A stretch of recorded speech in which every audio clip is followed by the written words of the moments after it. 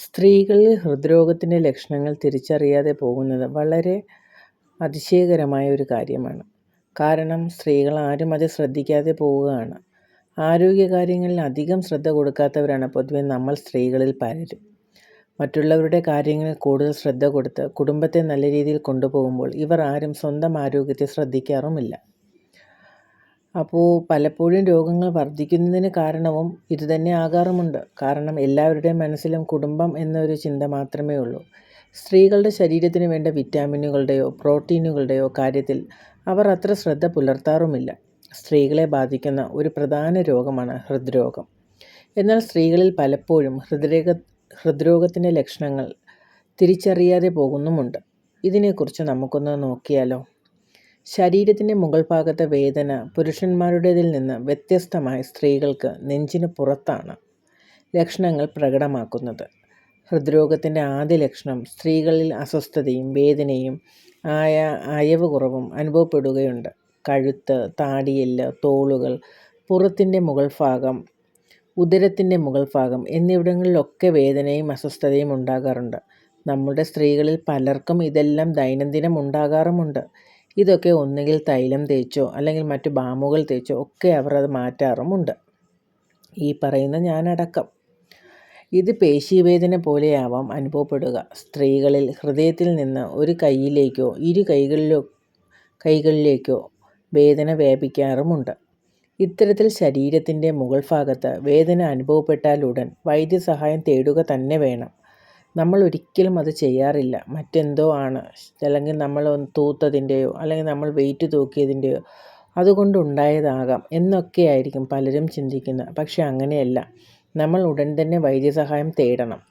അസാധാരണമായ ക്ഷീണം, പ്രത്യേകിച്ച് കാരണമൊന്നുമില്ലാതെ തുടർച്ചയായി ക്ഷീണവും തളർച്ചയും അനുഭവപ്പെടുന്നുവെങ്കിൽ അത് ഹൃദ്രോഗത്തിൻ്റെ ആദ്യ സൂചനയാകാം.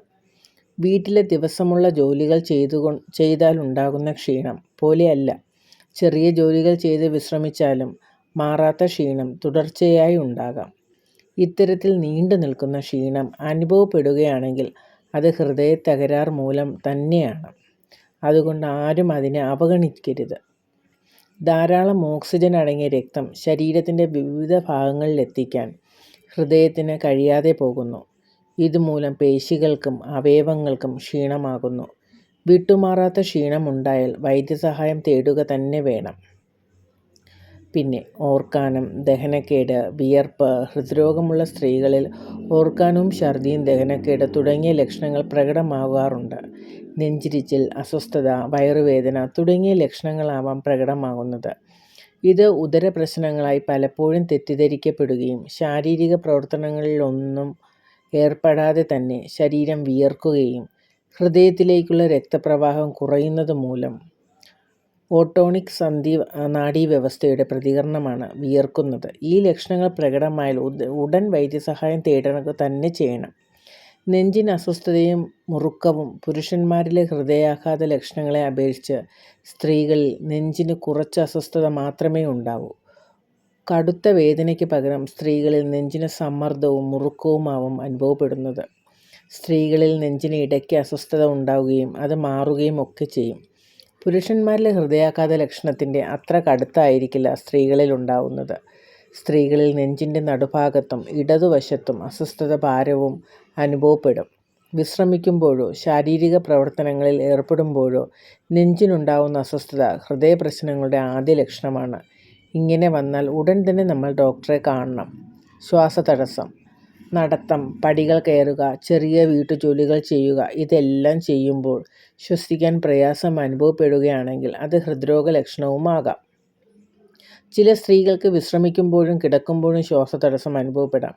എന്നാൽ എഴുന്നേറ്റിരിക്കുമ്പോൾ ലക്ഷണങ്ങൾ മെച്ചപ്പെടാം. ഹൃദയത്തിന് ശരിയായ രക്തം പമ്പ് ചെയ്യാൻ സാധിക്കാതെ വരുമ്പോൾ ശ്വാസകോശത്തിൽ ഫ്ലൂയിഡ് അടിഞ്ഞു കിടന്നത് മൂലമാണ് ഇത് സംഭവിക്കുന്നത്. പെട്ടെന്ന് ശ്വസിക്കാൻ പ്രയാസം അനുഭവപ്പെട്ടാലോ സ്ഥിതി ഗുരുതരമാവുകയും ചെയ്യാം. ഇതിനൊക്കെ നമ്മൾ വൈദ്യസഹായം തേടുക തന്നെ വേണം.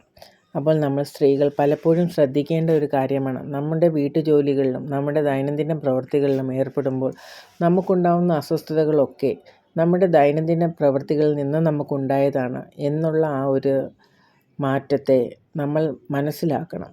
ഇത് അതുകൊണ്ട് മാത്രമാവില്ല, മറ്റ് പ്രശ്നങ്ങൾ കൊണ്ടാകാം. ഹൃദയതടസ്സം അല്ലെങ്കിൽ ഒരു അറ്റാക്ക് വരുന്നതിൽ നിന്ന് നമ്മൾ നമ്മുടെ ശരീരത്തെ സംരക്ഷിക്കുന്നതിനേക്കാൾ ഉചിതമല്ലേ നമ്മളുടെ ഈ അലസത? മാക്സിമം നമ്മൾ നമ്മുടെ ശരീരത്തെ സംരക്ഷിക്കുക. ചെറിയ ചെറിയ വേദനകളോ പ്രയാസങ്ങളോ അനുഭവപ്പെട്ടാലും അതിനെ കണ്ടില്ല എന്ന രീതിയിൽ മാറ്റി വയ്ക്കരുത്. എല്ലാവരും ശ്രദ്ധിക്കണം. നമ്മൾ ശ്രദ്ധിച്ചാൽ നമുക്ക് നമ്മുടേതായ മാറ്റങ്ങൾ നമ്മുടെ ജീവിതശൈലിയിൽ ഉണ്ടാക്കാൻ കഴിയും. അപ്പോൾ എല്ലാവരും ശ്രദ്ധിക്കുക. സ്ത്രീകളുടെ ഹൃദ്രോഗത്തെ തടയുന്നതിന് വേണ്ട എല്ലാ നടപടികളും നമ്മളൊരു മുൻകരുതൽ പോലെ എടുക്കുക. അപ്പോൾ എല്ലാ പേർക്കും വീഡിയോ ഇഷ്ടമായി കാണുമല്ലോ. അപ്പോൾ ആദ്യമായി കാണുന്ന ആരെങ്കിലും ഉണ്ടെങ്കിൽ ചാനൽ സബ്സ്ക്രൈബ് ചെയ്യാൻ മറന്നു പോകരുത്. ലൈക്ക് ചെയ്യുക, ഷെയർ ചെയ്യുക.